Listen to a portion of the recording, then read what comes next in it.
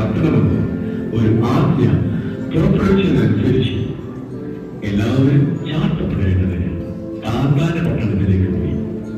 അങ്ങനെ യോസേഫ് ദാവീദിന്റെ കുലത്തിൽ ഉള്ളവനാകിയ തനിക്ക് വിവാഹം നിശ്ചയിച്ചിരുന്ന മറിയ എന്ന ഗർഭിണിയായ ഭാര്യയുടെ കൂടെ ഗലീലയിലെ നസറേറ്റിൽ നിന്ന് യഹൂദയിലെ ബേത്ലഹേമിലേക്ക് പോയി.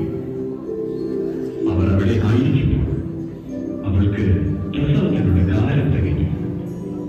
അവൾ ആദ്യജാതനായ മകനെ പ്രസവിച്ചു. ശീലകൾ ചുറ്റി വലിയ മരത്തിൽ സ്ഥലമില്ലാത്തതിനാൽ പശുത്വത്തിൽ കിടന്നു.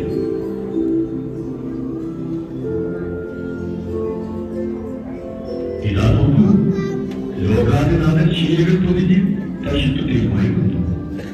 വിനീതന്റെ ദുർഘടമായ മാതാവ് നീതിമാനായ ജോസഫ് സ്വർണ്ണസുഖങ്ങൾ കഴിഞ്ഞ് ഭൂമിയിൽ അവതരിച്ച് തങ്ങളുടെ നാഥനെ അനുഗമിച്ച് മാലാകമാരും രക്ഷകന്റെ വാർത്ത അറിഞ്ഞെത്തിയ പാവപ്പെട്ട ചാക്കരന്മാർ.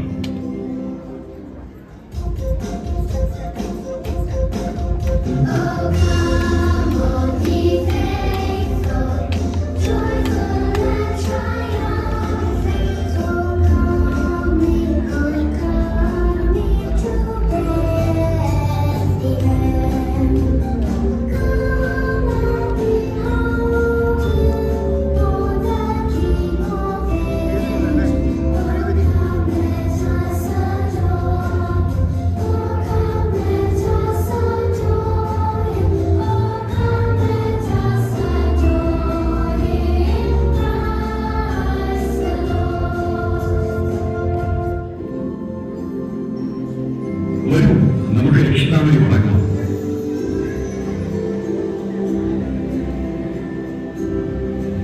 ഈ ദിവ്യശിശുവിന്റെ ജനനത്തെ കുറിച്ചുകൊണ്ട് മാനത്തിന്റെ ദിവ്യ നക്ഷത്രം ഉദിച്ചു വരുന്നു.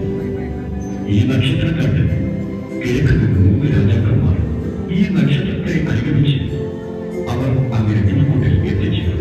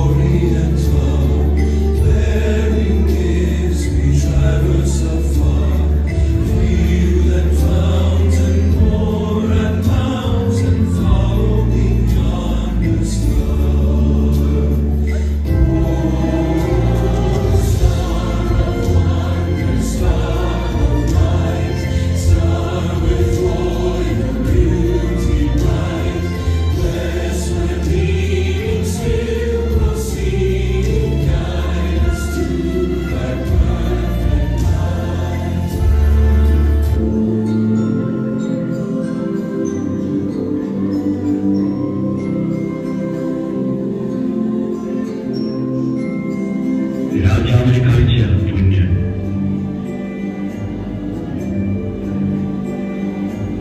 പ്രവാചകനെ കാഴ്ച മൂല്, പുരോഹിതന്റെ കാഴ്ച കുന്തിരിക്കും. അതിലുപരി അവർ അവരെ തന്നെ സമർപ്പിച്ച് സമസ്തവും ദേഹം വീതി ആത്മാവ്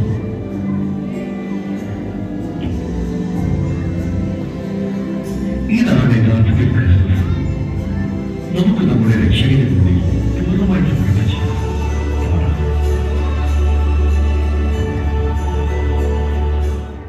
We wish you